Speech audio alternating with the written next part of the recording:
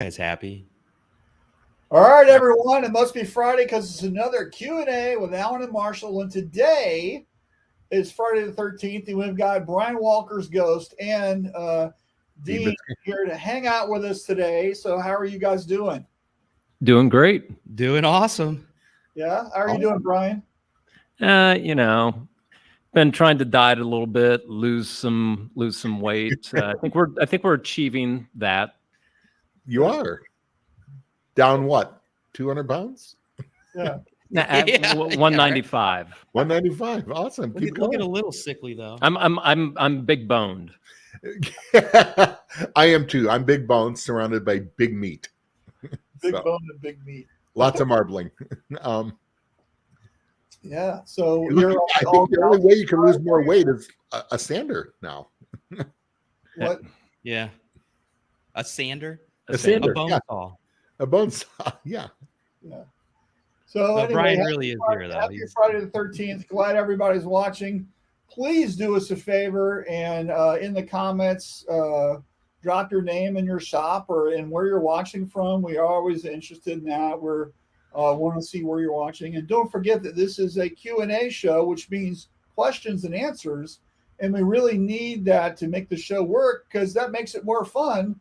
If you just allow the panel of comedians here to keep talking, who knows where we'll go and if it's going to be beneficial to you. So please put your question or your comment in. We would love that. And comedians, I'm offended. We are industry professionals. That's why I forgot to turn off my phone and was just doing it.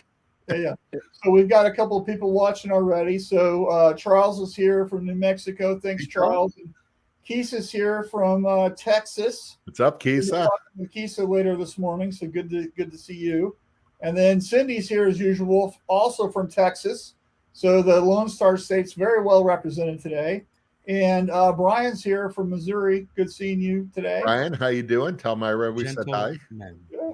So that's all good. You like Myra, Brian's wife, better than Brian. Man, that guy gets so much crap. And if you start giving him that, he's going to respond with his own. That's why I give it to him, because he responds to me all the time on it. So yeah. Anyway, so thanks for being here. We really appreciate you. Please share that you're watching the show. And we've got a whole bunch of really great stuff started. Going to start here in a minute. So anyway, so let's kick it off here with discussion. And let's talk about upcoming Printing United, right? So there's a Printing United breakfast that's happening real soon next week at the show that Shirt Lab's funding, right? So if you're going to be at the show and you're there on Thursday from 7:30 to 9 o'clock in room C207, which is upstairs, we're having a Shirt Lab networking breakfast. So it's an hour and a half of coffee and whatever type of gourmet food they serve at the trade show for breakfast. And it'll be a lot of fun. I think the conversation will probably be better than the food, but who knows? And we would love it if you would join us. So tickets are $35. If you remember Shirt Lab, you get a $15 off. You can get that coupon code in the Facebook group. So we'd love for you guys to see that. And we'd love for you to be there. So just go to Eventbrite and look up Shirt Lab Printing United Expo Networking Breakfast. That's where you can find it. We'd love to see you guys there.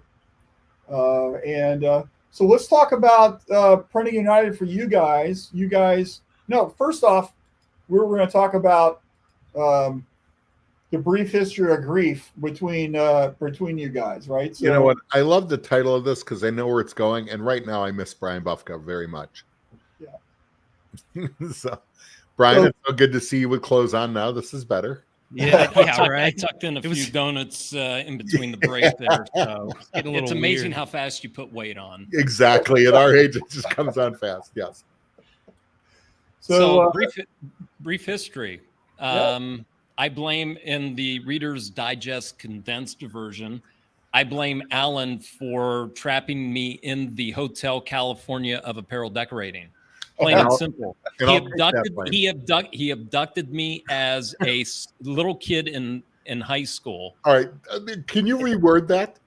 That sounds a little creepy, please. He's Let's just dropping reword- facts That's over here. not on video. It was not an abduction. I think I absconded in the passenger seat of your car to Wait, was that when you had a white van, Alan? Yeah. free candy. Free candy was on the free side? candy. It was a company car. It was a Ford. And across state lines from Ohio to Pittsburgh.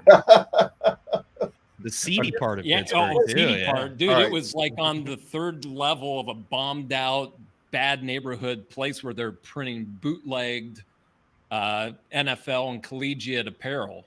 It was My first real introduction to a automated shop.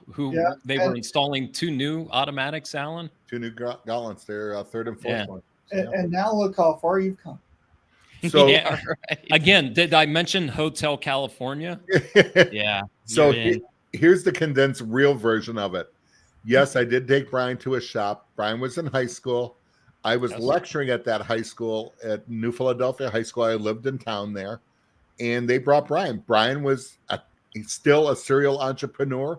He was learning screen printing on his own through books, built his own press. They introduced me to him. And only in the 80s in a little small town, and Brian, I ran into that old teacher like a few months ago. I was at the Daily Grind. I was down for a funeral, and he was there. Came up with me. Anyways, he comes, he goes, "You should take Brian to a shop." Really? Because we was talking about automatics. I go, "Well, I got 2 being installed the next day." By 8:00 that night, Brian had somehow, because he was a model student, got all the school's video equipment. I'm there meeting him. I'm meeting his parents. I have signed release, and I'm picking him up at 6 a.m. to take him to a company that's out of business called Decotex, Braddock, Pennsylvania, which is not a great area of Pittsburgh. And he saw his first automation, and they were bootlegging. They did get busted for bootlegging Rolling Stone steel wheel shirts a few weeks later. Yep. And it was the typical bootleg. They were doing the Miami University, that stuff. But they were putting out garments, weren't they, Brian? And I think I ended up with a few misprinted collegiate shirts from their pile. They're like, take whatever you want. And we're talking I don't think hologram stickers, everything. They had it all. I will have to claim ignorance because I didn't realize that was a bootleg shop until later in time, so I can't be held responsible for owning. We all know that it was the tease of the criminal lifestyle that really pulled you in. Yeah, look at who took me. But that's the running joke, and then Alan ended up doing some stuff ministry wise, and then he got back into the industry and paid his penance for getting me into the industry by working with me for multiple years. And that was right at the start of the whole direct to garment scene at that point. You know what? I learned more. When was this, by the way, guys? 2006. That was, because we were I'm trying to think. We launched the software in 2000, 2001. And the 541. Yeah, we had just gotten hooked up with the 541, and then you came on after that. It was like 2005, 2000. I was still living in Indiana. We talked on the phone, and I was actually doing some sales by phone from Indiana when I lived there. Yeah. So that's why it's the history of grief, because painful for me and really painful for Alan, because now I look back and go, I'm going to pay for this again someday. And Dean, do you have a colorful story like that, or are you just like, kind of? I mean, was I ever in your shop, Dean? Your print shop? You were never in my shop. No, I ran into you or knew of you in the industry. I actually bought Brian's old shop. But it wasn't my old shop. It was my shop I had sold to somebody who you bought from. Yeah. Oh, and Brian, there's a story on that one too.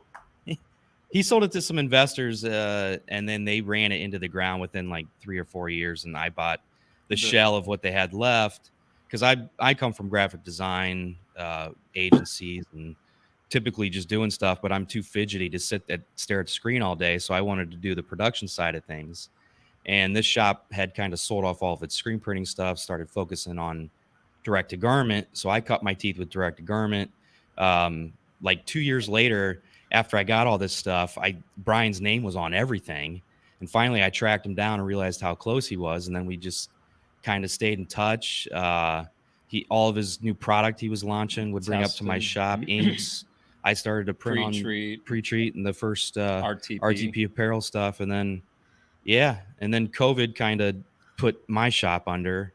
Well, we lost a lot of business because everything that we did catered to the service industry and like social gatherings, and all that stuff went kaput. So I had to lay everybody off. And then one day out of the blue, I called Brian and we started chatting, and just timing was right. And he's like, we always joked about working together. He's like, why don't you come down here and talk and see what we can do? And so now I'm here. another penance pay. Yes, I'm dragged in. So I blame it on Alan as well, because Alan really got Brian. And you know what? I'll take that blame, guys. Brian, the funniest thing, and I've said this story on here. Remember, I hadn't had a vacation in like 10 years. That's not because of Brian and stuff, because my vacations were always tagged to a mission trip or something. So my aunt and uncle, who Brian knows very well there, and Dean knows who they are there in the area, they give me a trip to Hilton Head. They had a condo down there, and they said, you can go with friends, you can come with us, you can do whatever. Well, I wanted to hang out with family, and so them and my aunt and uncle and my cousins, we go down there, and I've had a great time. And the deal was, don't call me unless something's on fire. My phone starts blowing up. Wait, that was because I was at Atlanta, the SGIA in Atlanta. No. Hold on, let me finish, and you'll remember this. So Bronson, who worked for us, who, by the way, is doing great, and he's blowing up, and I answered the phone, and I go, all right, who's on fire? Because he starts putting 911, and I go, who's on fire, Brian? He goes, Bronson, he goes, Alan, real quick, Brian's not here. He's down at, what was the name of the print shop, Brian? I forget, that you sold. CDTs, which was a different building in the shop that he sold. And Bronson just goes, Alan, he goes, question, what would make a gas dryer explode? And I'm like, oh, wow. I said, considering it's just a big furnace with a belt going through it, I said, any of the safety valves go off, a gas leak, something like that. He goes, okay. I go, Bronson, let me ask you a question. Which one of our illustrious customers just wimolated themselves? And he goes, CDTs, which was literally around the corner. It was Brian's old shop. He'd sold it. It was my old shop. Yeah. It had, now, to preface that, it had an 8-foot by 7-foot, two of them side by side, plate glass windows. So he said, Brian's down there. There was an explosion. They think it's that. And I said, who's hurt? How many fire and all that? How many? But he goes, nothing's on fire. All the things went out. I go, all right. I go, it didn't explode. I go, Brian's down with the fire marshal right now. I said, just the glass blew out. I said, Bronson, go down to Brian, tell them to start looking for aerosol cans in the dryer or underneath. And that's what it was. It was a can of freaking screen opener on the receiver. Yep. They put it right on the edge of the dryer, knocked it off, went through, and blew everything out like that. You know what's crazy, Alan, is another weird thing. It is Friday the 13th, but Bronson is now my neighbor. Yes. Oh, really? Yeah. Him and Sarah? I remember I was dating a girl, and Bronson and Sarah, when they were dating, remember we all went up and saw Wicked together. So we need the Twilight Zone. It's Bizarro. So Bizarro World. Bronson is now high up at Microsoft. Yes. Right now, he was. Brian had T-Quoter, and he was one of the tech guys on there. There's another guy who did that. And man, remember them scrounging every penny they could for some upstart company. And it kept me from bankrupting after the ministry and stuff like that. Yeah. What upstart company was that? Nintendo is the Wii. And they had an inside track. And so I put money into it. And it's the only stock I've done well with because of insider information from 19-year-old computer geek. You're getting insider training on a public recorded thing? Good. Yeah, well, I mean, there's no way they would know, but except they were geeks. They were gaming guys. Were geeks. They both, Jonathan and him were my geek squad, literally. They were scrounging every penny they could to put into it. Yeah. So we want to get some comments before we get too far along here. So good times. Frank's here. Good seeing you, FNF. Frank. Hey, We'll see you next week. Yep. Karen's here. Good seeing you, Karen. Brian says Myra wants to be in your podcast there. She can be on any time, Brian. All right. Richard says hello from State Park in Michigan. He's on vacation. Brian says free ink and emulsion van. Richard says Decotex was bootlegging our Rolling Stone shirts. Yep. And Hurley says good morning. So good seeing you, buddy. That guy at Decotex, after he got busted, they fined him like 50, 60,000. They came in, took all the films and stuff like that. And I remember asking him, I said, I'm not going to say his name. I said, did you learn your lesson? He goes, yeah, after all the fines, they still made about 20 grand. Like, geez. Yeah. It was funny because I remember what he did to me as a 16, 17-year-old kid. Yeah. He goes, and I still have the VHS video and I need to convert this to digital. He goes, he had like a check. Yeah, well, a check. We walked back into the art room. He goes, and I had the video, big VHS shoulder-mounted camera. And he goes, this kid's chunk, snaps the check. This is why we do what we do. And it was a $50,000 check. And I'm like, okay. That's a little enticing. Yeah. And none of us have seen a $50,000 check since then. Dean has. Yeah. So that's great. All right. So let's switch gears. Let's talk about Printing United. And I want to, first off, let's just show the floor plan. I think that might be a good thing. Marshall, we got on a thing. Brian, tell them what you do now. Oh my goodness. Oh yeah. We didn't even talk about that.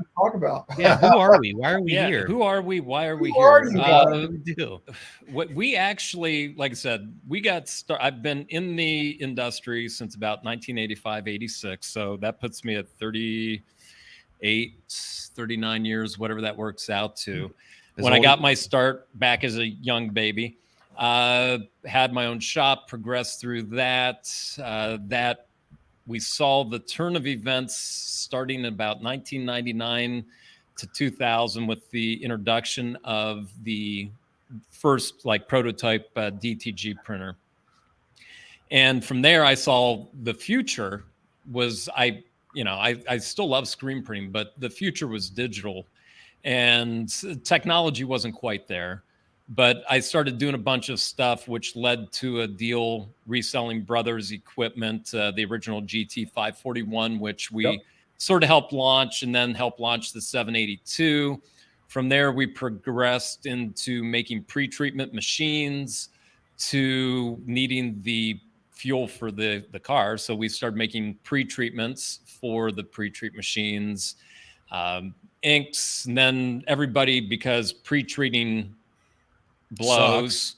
Yeah, it's nobody likes doing it.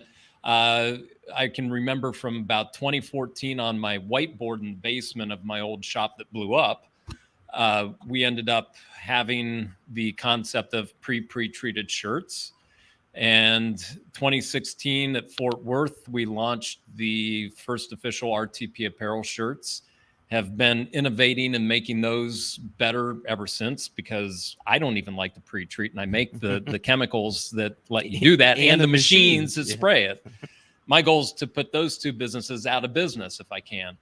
And from there, we now do some other blank shirts and stuff, bring that up later. But so over the past 38 years, we've covered the breadth of everything from ruby lith and cutting and doing stuff in my parents' basement and almost blowing myself up in the back of my parents' garage with a potbelly stove in the middle of winter, no insulation in the garage, open flame, and lacquer thinner to clean the screens. What did I know?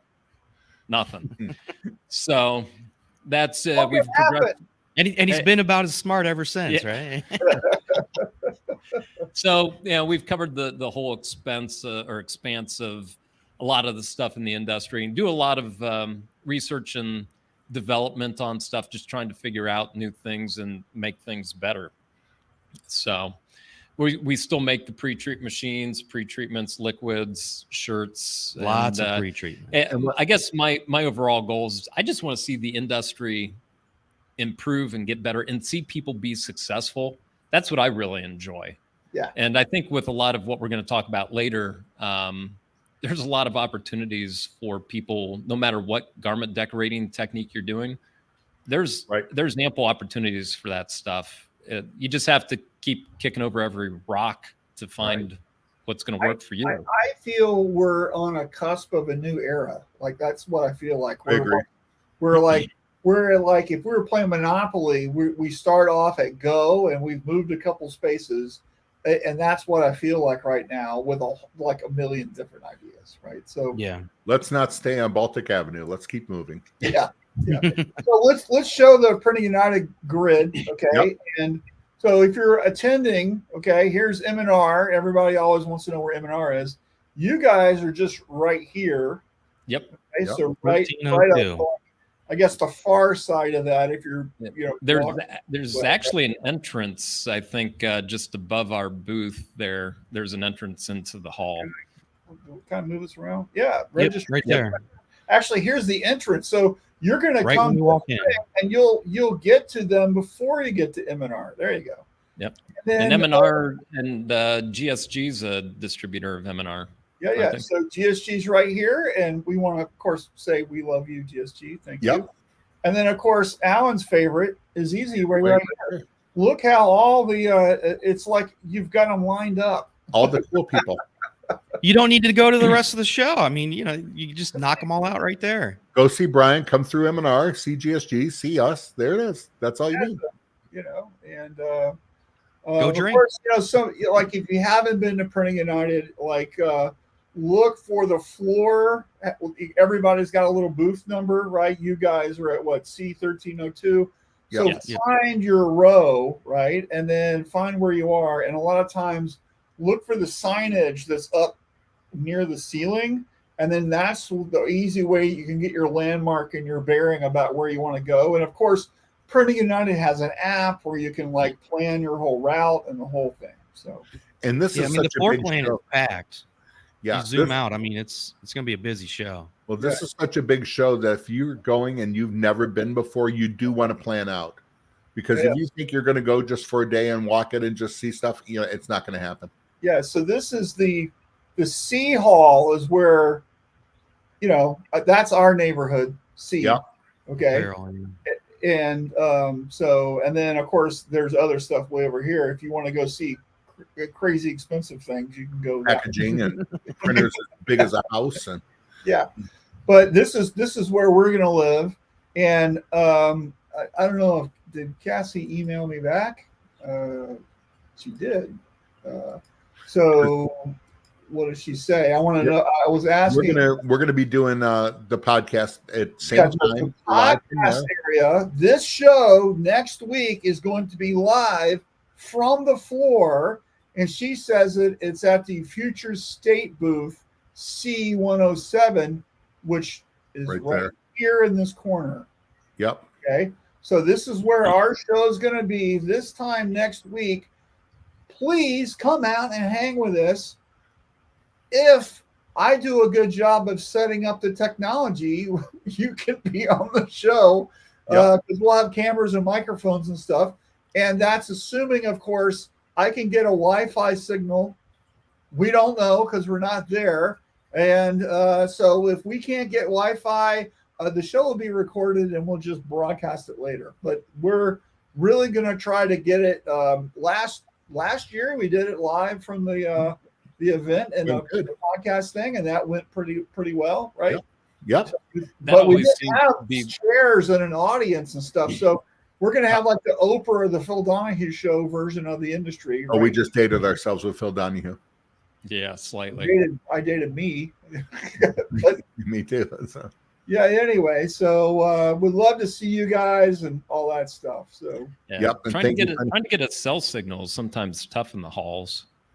Yeah. Well, I have like a pro version hotspot thing. I could connect like 10 devices to it and all that. So it usually works pretty well at a trade show. I teach a lot of classes, and I use that to connect to the internet so I can show things, and it usually works. So hopefully it'll work, right? Cross your fingers. So anyway, but you guys are, so what's iJet Technologies, which is the name of your company? What are you guys going to be showing at the show? iGroup Tech. We have a whole collection. My accountant hates me because I have too many corporations.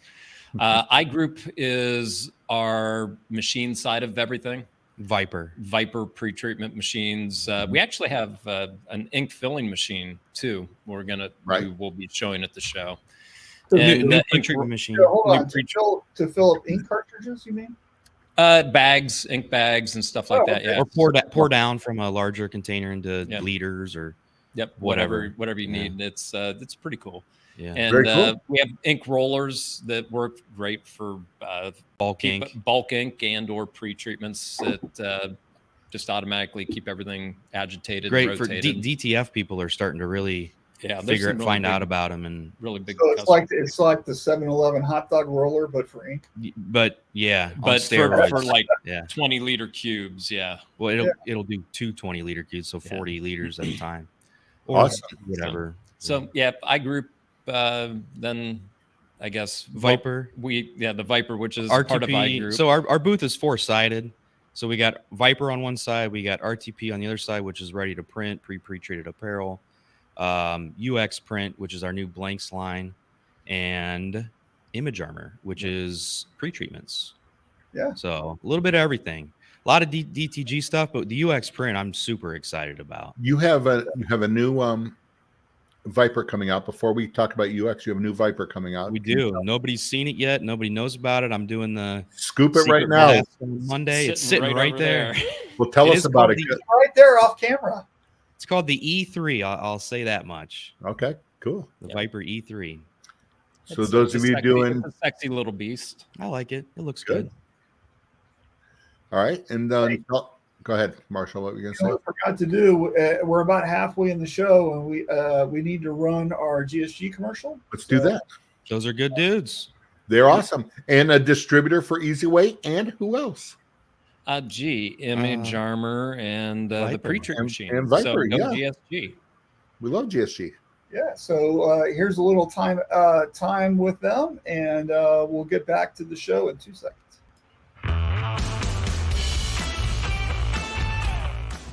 Over the last 70 years, GSG has seen many changes in the apparel decorating industry.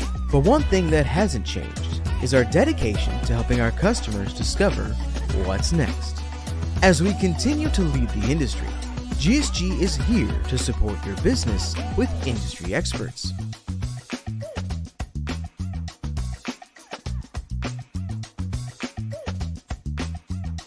The latest innovative products,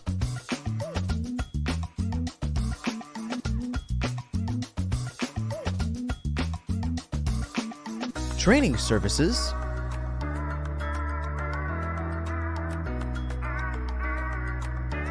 and by delivering the perfect order.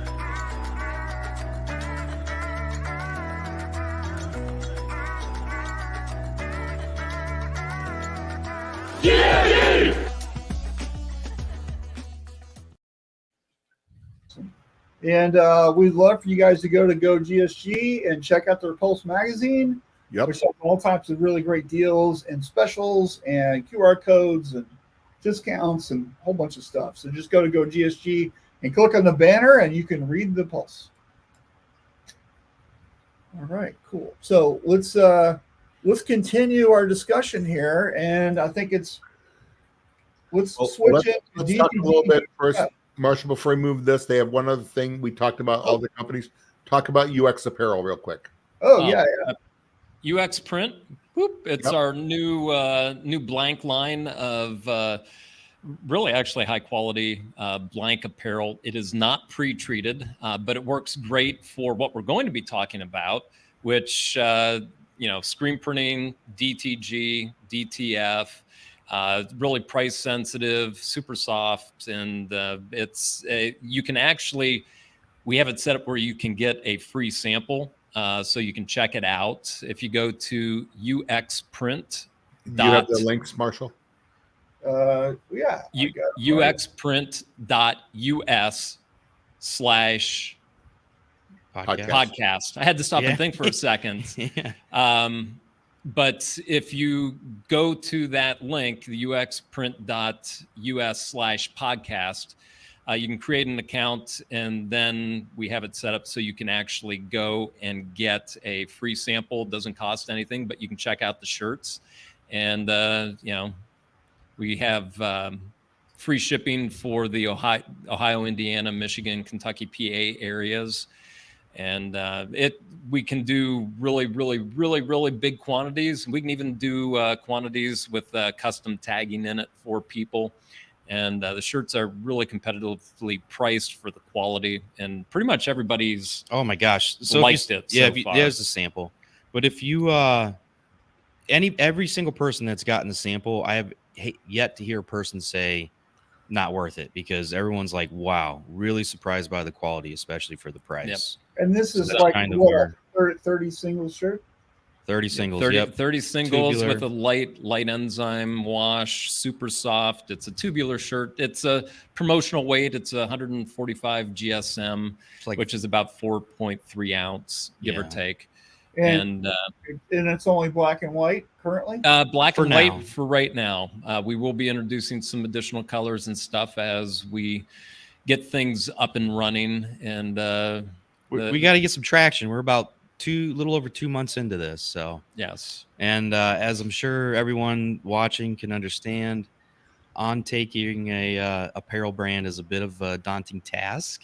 Yes. Lots of SKUs, because we got up to 4X. So, and we have boatloads of inventory, and so that's not a problem. And if it's a very, very large order, people can call us and we can work out something for them. But that's the fun stuff, and there's our RTP apparel site. We actually do have. That's what a lot of people don't realize. We actually have polyester shirts that we've developed that are fully pre-treated and will not dye migrate. Wow. So you can DTG print on the shirt, and it's especially on the red, 0 dye migration. So you don't have to buy that's the great for screenprinting too. Poly machine. You can just use your normal Brother or Epson or whatever you got and print. Yes. You do not need anything special outside of anything not a Kornit printer. It won't dye migrate even for regular plastisol as well. Correct. So it's a good screen printing option because you don't have to use a specialty ink. Right there, there's the poly. Yeah. So that's our one of our products, and we will actually have samples of that down at the Printing United show in Atlanta next week, the 18th, 19th, and 20th. I think, is it? Yep. Or 19th, 20th, 21st. No, 18th, 19th, and 20th. Great. Great. Cool. So you guys watching, you guys got any comments for any of this stuff? And by the way, Davis is listening as he's driving. And John says, what's up from Indiana? You missed a couple. Go Irish. Chris is here from Saskatchewan. Hey, Chris. No, I did that already. Did we? And Melissa from New Philly. Melissa works for you, right, Brian? Yeah. She loves me. Some days. Yeah. Except for when she doesn't. Now she's gonna punch me in the throat.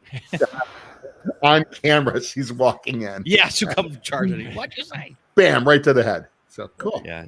Well, let's talk about the next topic. This is going to be a good one.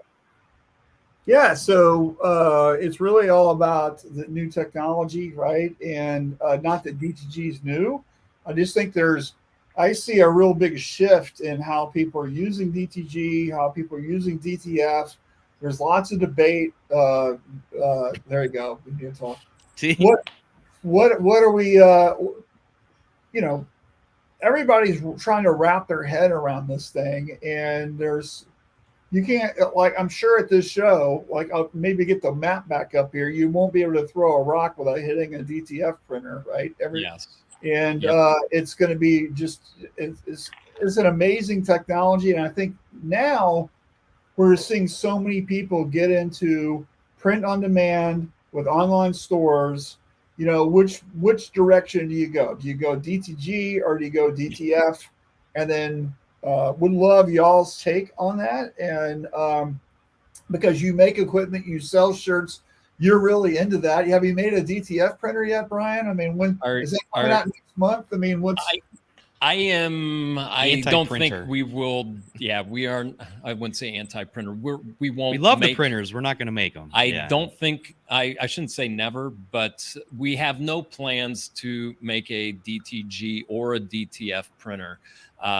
It goes sort of back to your core competencies. Yeah. Ours is R&D. It's pre-treatment. It's shirts. But I mean, you're right. There is DTF sort of burst onto the scene, and it was sort of like the early days of DTG. 100%. And I think there's going to be a large shakeout of the smaller DTF type machines. You're still always going to have the Chinese made imported stuff, but you're going to see a lot of the larger, more name brand companies. What Marshall calls the adults in the room.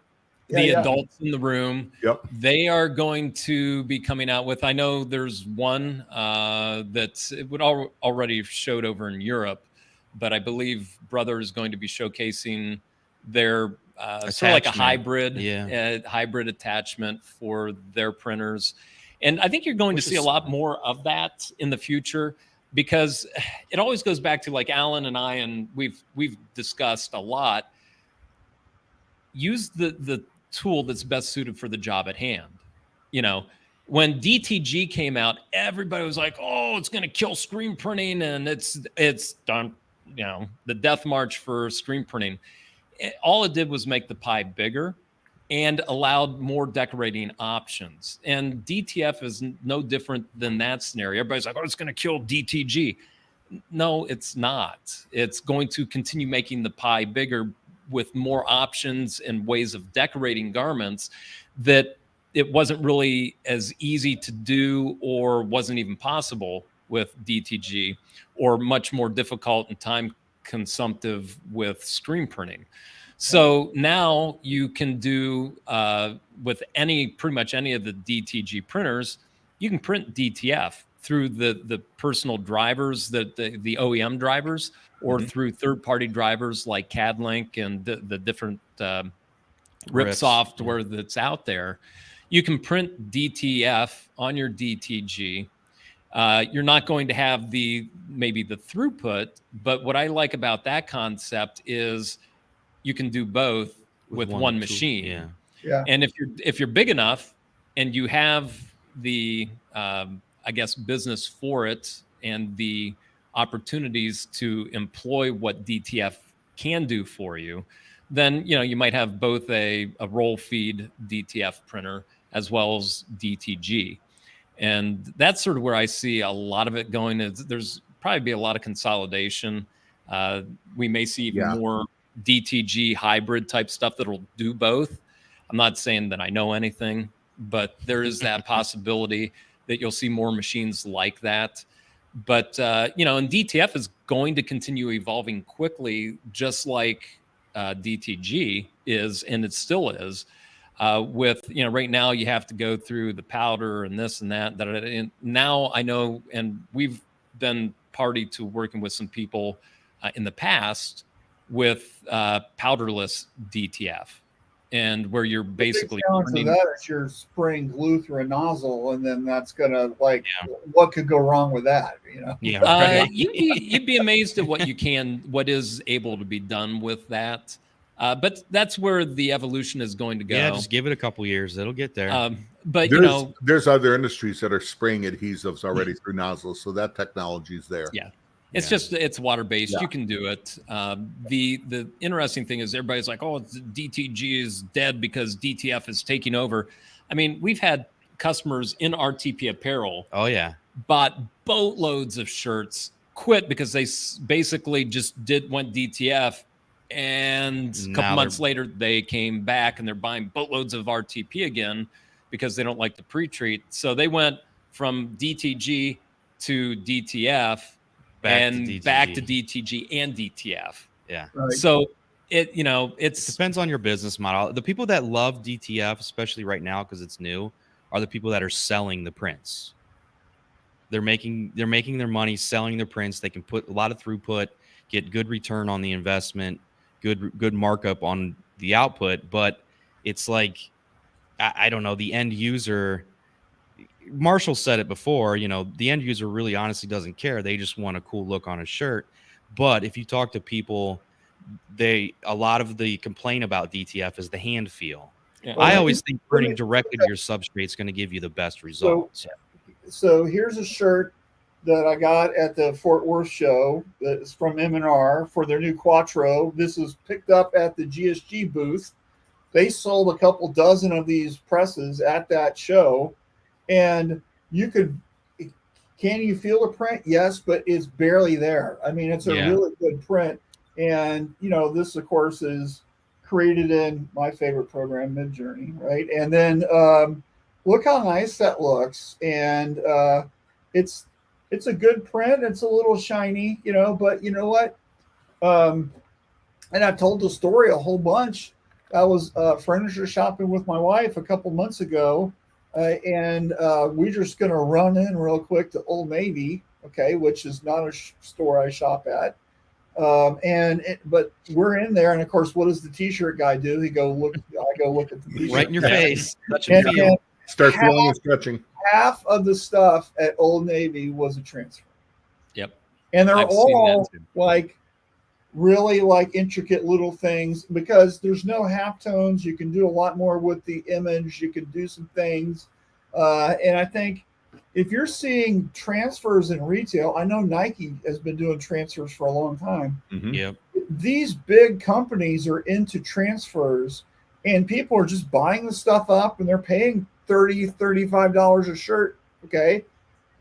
It makes it so much easier for a shop to convert to that, because if you're seeing that out everywhere, right, this completely diffuses the argument about how it has to be screen printing. And I think the other thing that I like about the whole transfer stuff is just because it makes it really easy to hire and maintain employees, because teaching somebody to operate the panini press is like 10 minutes of training, and other types of decorations is such a longer tail on getting that employee trained. This makes it easier to get your business up and running, doing some really good stuff, making some really profitable orders coming through, especially if you're doing online stores. So it really checks a lot of boxes there. And there's a lot of for people looking to get into the apparel decorating industry. There are boatloads of companies that will produce the DTF transfers, like Supercolor, and anybody that there's so many of them out there where you can just send the artwork, they'll print it, and you can be up and running without having to buy the equipment up front. You just need a press. You need a heat press and some shirts. Definitely appealing. And you can, be up and running and start, and then move into the, buying a DTF or DTG, getting into whatever path that your business ends up taking you. And that is the one nice thing with DTF is I think it allows for a lot easier entry at a much lower cost point for people 100%. to get their feet wet and get stuff going. And with what else we're going to be talking about, that applies directly to DTF here in a few minutes. The AI application that can be applied to DTF, DTG, screen printing, and like our headshots for this program that was so fun. So let's get some comments out there. So David says it's much more smooth than early DTG. Dan says he almost missed it. I didn't post that, so I did. I put it up. Just in case people didn't get it, we said it. Get your free samples. We'd love to hear. We love hearing back on how people like them. On them. Yeah. So Frank says it's all about the art. You need cavities for the shirt to come through. You know what? And that's where we're going to talk about. Art is so important, whether it's DTG, DTF, screen. It's so important on how it feels. And Dan says, hey, Dan, thanks for joining us. Always feel that from what I've seen, DTF is a softer, thinner application than DTG, and with better image resolution because of the ink, does not get put down as dense and saturated as DTG. Interesting. A lot of that can be controlled with the rip and the artwork and the coverage. I mean, there's a lot of variables there too. And Chris here wants to know if you guys ship to Canada. We can. We For just have to talk. For UX or all the other stuff, I think you can kind of get up there. I'm working on getting a distributor up there. That's one of my things I'm working on. So we got 15 minutes left. Let's make sure we got time for the last topic, which is AI. That's not Al. That's the AI. robots. The robots are going to take over the world. We are not going to be needed as humans. It's going to be the movie WALL-E all over. Yeah. So WALL-E. If you guys are like, I'm not following what I'm doing, I'm all into Midjourney right now, and I'm like everywhere about it. In fact, I'm speaking on a panel about Midjourney at Printing United on Wednesday with Michelle Moxley and Mark Coudray. Oh, good. That's going to be a really good thing. So I recommend you jump in and. Man, there's some people who don't know anything. Yeah, so people that don't know what Midjourney is or what AI is being used for, it's utterly amazing, and it's going to radically change our industry and the world just in general.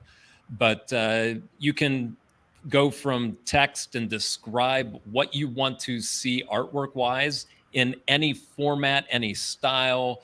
You just say, hey, I want a gorilla jumping up and down in Times Square in comic book format, and it'll create multiple images for you that can be used for any apparel decorating need. Yeah. And it's absolutely amazing. And it's going to change. It's changed what we've done quite a bit. It's going to change the way people decorate stuff in this industry.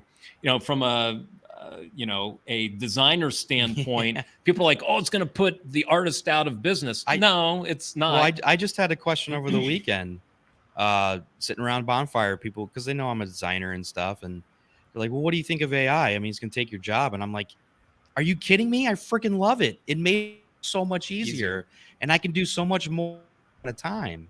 Like, at full circle here, I used AI to help design our official Printing United artwork that we also got into transfers for DTF that you can get at the show.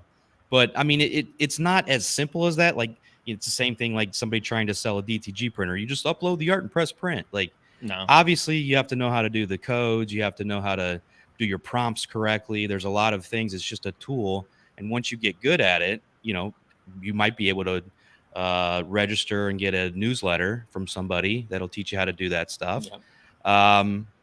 But AI is awesome. Yeah. We're all in. Now, the fun thing, Marshall, have you, we love it. Look at that, midjourneyexperience.com. Wow. Learn everything. And if people haven't done it, you can set up your own jot or your own bot, your own thing, because the main one that's like open to everybody, you can see anything and everything that which is good when you're starting. Okay, but about a day of that, you're going to want to play in your own sandbox. So if you go, that's the fun go thing. Here to midjourneyexperience.com, there's two options. One is just to get the intro, which is it's a newsletter that teaches you how to get on Discord and how to get Midjourney going and all that kind of stuff.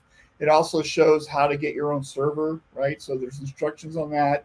That's free. You don't have to spend any money. But if you want to subscribe to the newsletter, it's $12 a month. It publishes every week. And it's aimed at the creative professional, not I want to make goofy science fiction stuff because I need to get these crazy images out of my head. The newsletter is about learning how to do stuff for you as a creative professional so you can iterate and create faster. And what Dean was saying is exactly true. I'm an ex-art director, and the reason why I'm so crazy about this stuff is because I remember when the Mac came out, and I was doing everything by hand. Yeah, I'm old, and it totally changed my whole direction of my life. AI is the same way, whether you're using ChatGPT or Midjourney or DALL-E 3. I was playing around with DALL-E 3 this morning. So it's like one of these things that you really got to like get into, and it's going to automate and do things faster. And if you're not in this space making mistakes, making your 10,000 mistakes, you're going to be so left behind so quickly because your competition is going to be doing it. Then you're not going to understand how are they getting all this work? How come their images look so much better? Yeah. Have you seen the new the Midjourney, the Trace? Yeah, Trace Journey. About it last week. So I did a logo, like follow me on Instagram, what's my name, Marshall Atkinson. So I did a squirrel logo, which took me about 2 minutes to create. And then you can and Trace Journey allows you to vectorize inside of Midjourney or upscale inside of Midjourney.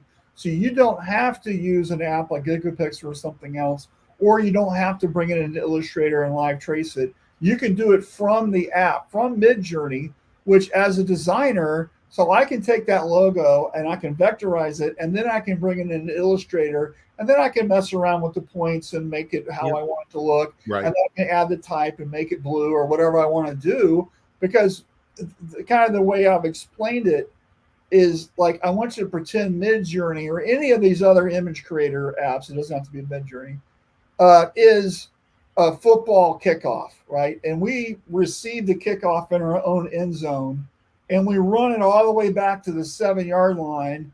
The crowd goes crazy. I'm sure everybody's done that with their favorite team. And then, but guess what? You're on the 7-yard line. You still have to run a couple plays to score a touchdown, right? Yep. That's what this stuff does. It allows you to get all the way there, and then you just got to like do a couple things, and then you're in, right? And so here's a guy, me, who used to have to create 10, 20 different images every single day. And I did that for 18 years. Okay. I'm telling you, this is something that I really wanted a long time ago. And that's I'm pumped up about it. And ChatGPT is the same thing, except that's all words, right? So if you've got an online store, here's how you can rewrite your product descriptions for your online store to be aimed with SEO juice at your market, because that's what it does. And it's 30 seconds, and you've got their best thing. And then you're like, well, that's kind of fun, but the reason it's called ChatGPT is because you can say, hey, thank you, but do it this way, or make it sound like Jerry Seinfeld, or whatever you want to do, and it completely does it. And it's so nice. And but as a creative guy who always was in the industry and agencies and stuff, there was always a copywriter, so I never really focused on that so much.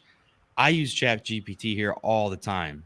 If I'm doing newsletters or emails or even social media posts, like I have the basis of what I want to say, type it into there. It generates a couple different examples, and then you're off to the races. Yeah, and then here's what's really great is you can write your article, and then you can feed it to ChatGPT, and you can say, hey, give me 3 points I didn't consider. And here's the safety concern, or the law, or the financial, or whatever I do it for my blogs all the time. It's like, here are the things that you didn't think about, right? Or you want to say, hey, this is 2,000 words. Can you rewrite this so it's 1,300? Boop, here you go, right?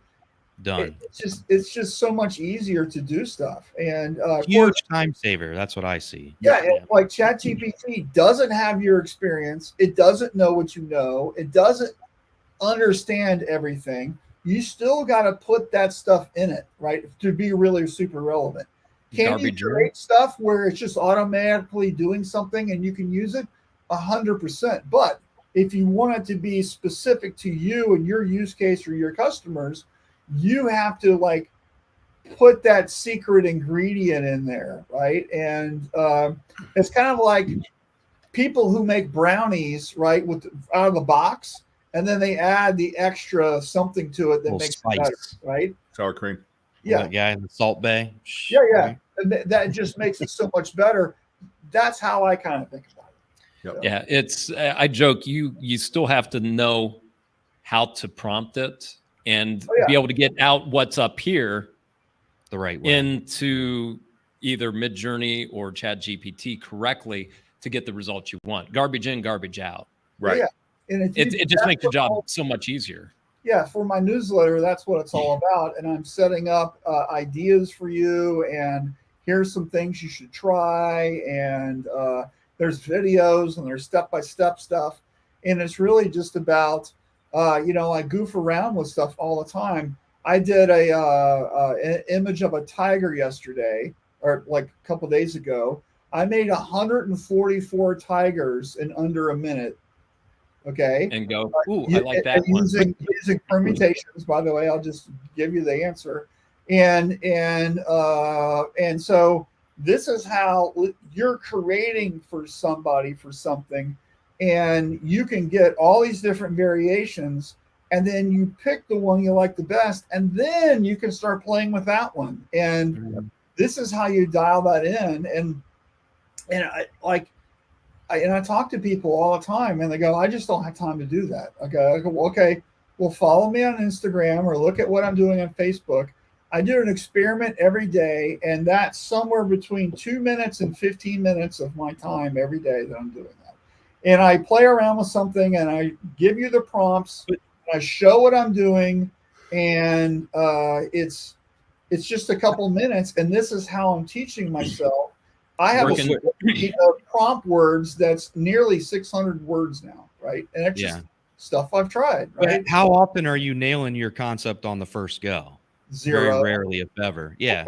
So it still takes, you're working towards your 10,000 hours. Yeah, you got to re-roll it. You got to upscale it. You got to like it. And then I use remix so I can like add a word in there. Yeah. And, like, so it still takes some work.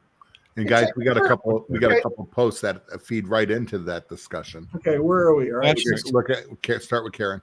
So I love to use it to generate an idea and then send it to an artist to refine, add some cool results. This morning, combining signature before Halloween with Lisa Frank style. So Lisa Frank's is very like a kitty, like girly, kind of like earrings, and pinks, like fun neons, cats and rainbows and stuff. So that's really cool. Look at John from Black Dog. John said, my wife's a tattoo artist and has started to use AI stealing artist jobs, so I see it as a great tool for us in shirt decorating.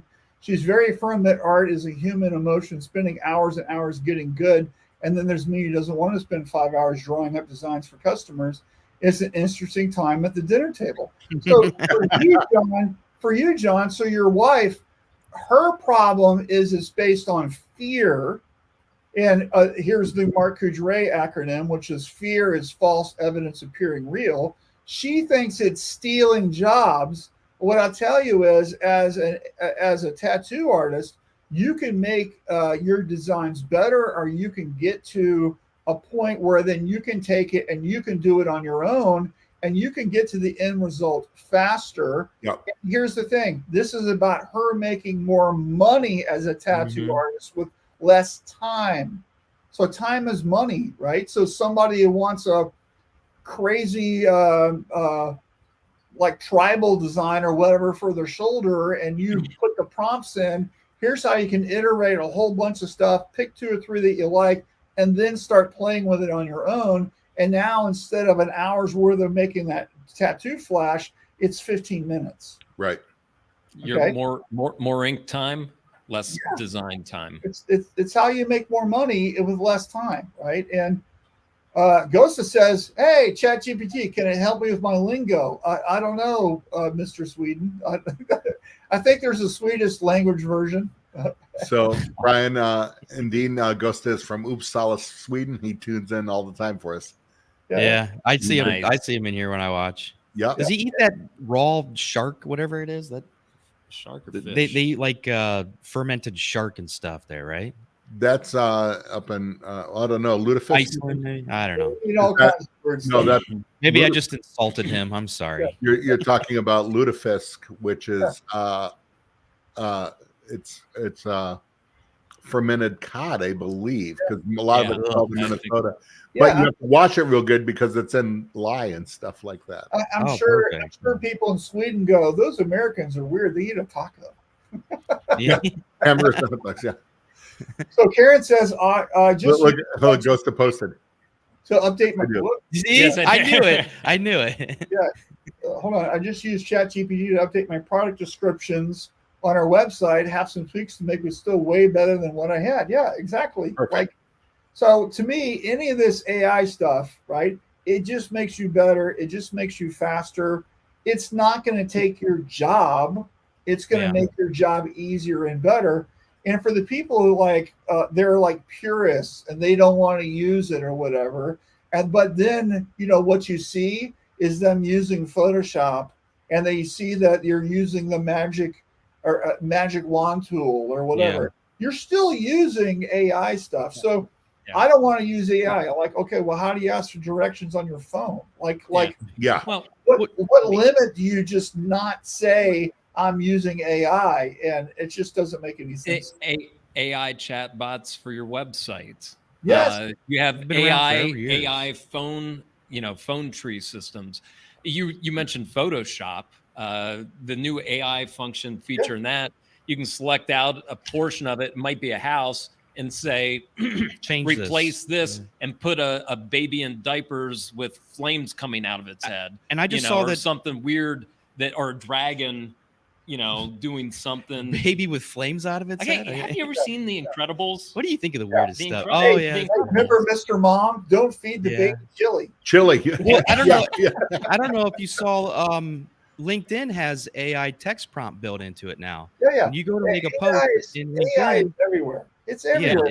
Yeah, well, even like Marshall, that same sentiment can go back to like the purest of people that were screen printers, right?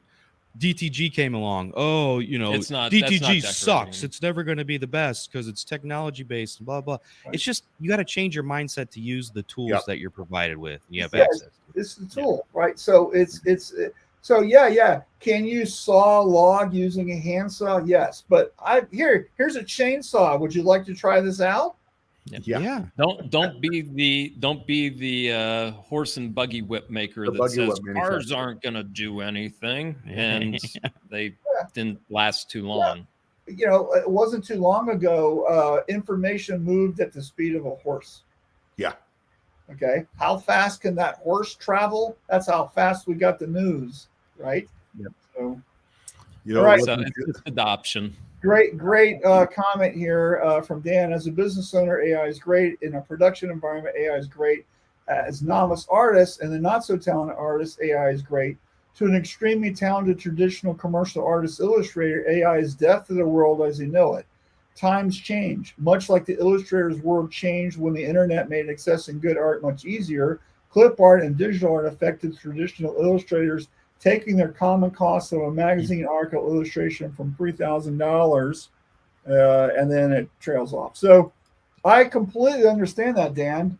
But it's one of these things where before the show, we were talking about how not too long ago, the only way that you could get from America to Europe was on a ship.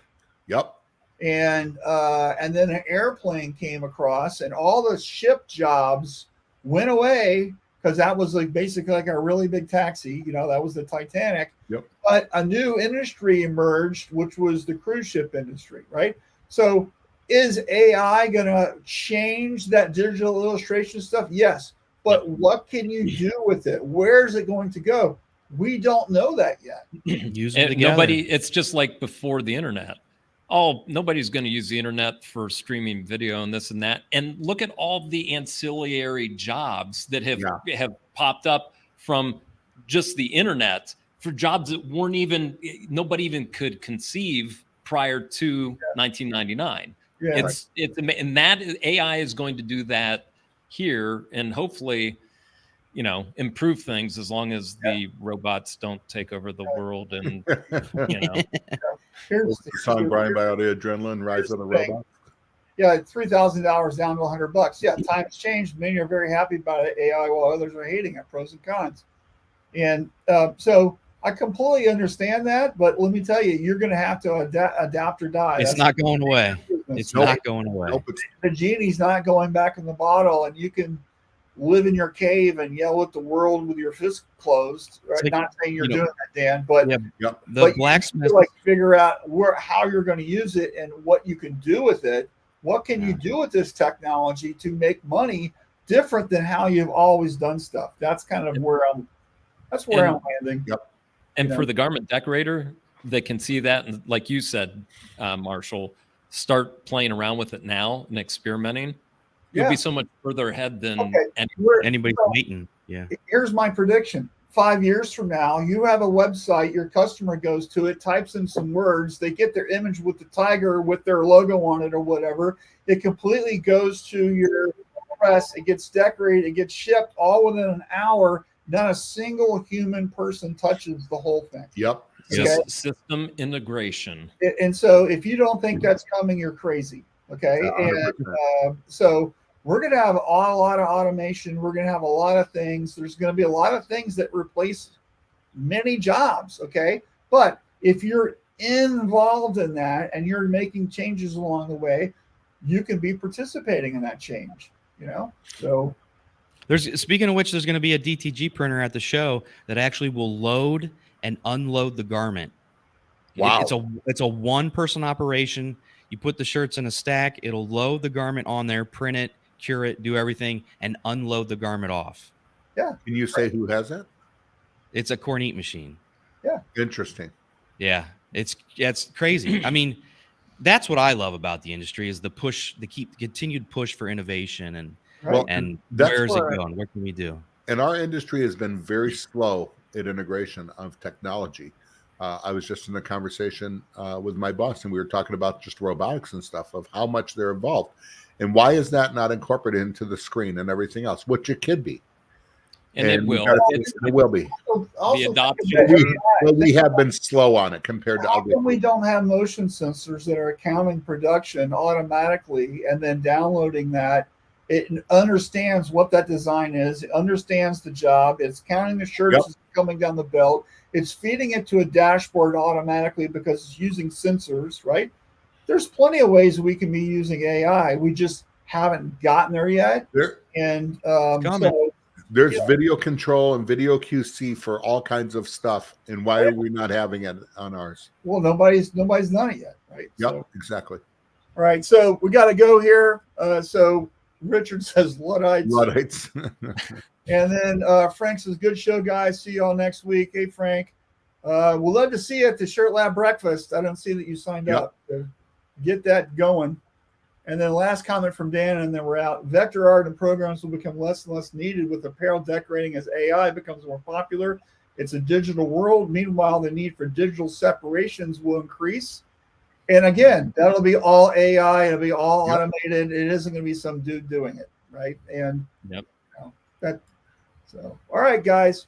So Brian and Dean, hang tight for a minute, but we're going to see everybody next week in Atlanta.